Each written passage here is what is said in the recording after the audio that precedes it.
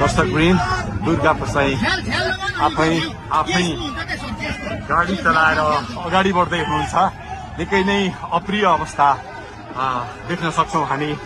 यहाँ प्रहरीले अश्रु ग्यास चलाएको छ।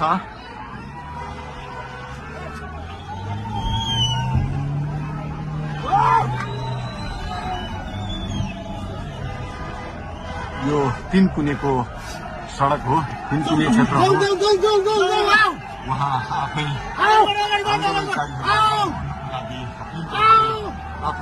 गाडी चलाउँदै अगाडि बढिराख्नु भएको छ। हामी दुर्गा प्रसादसँगै अगाडि बढिरहेका छौँ।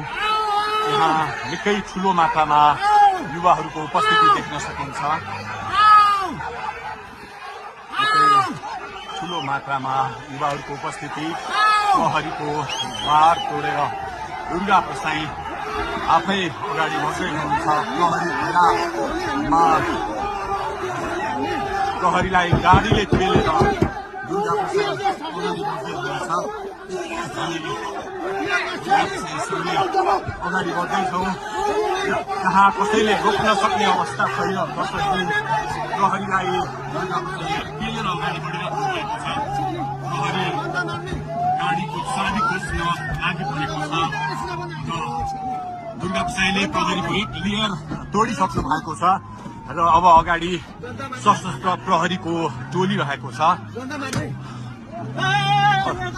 उहाँ अगाडि बढिराख्नु भएको छ। यो गाडीमाथि प्रहरीले अन्धाधुन्दा लाठीचार्ज गरिरहेको छ।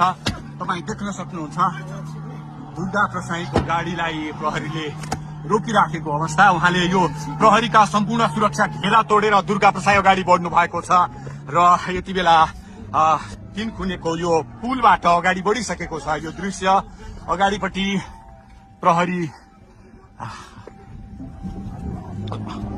प्रहरीका यी घेरा तोडेर दुर्गा प्रसाई अगाडि बढिराख्नु भएको छ। हामी दृश्य देख्न सक्छौं।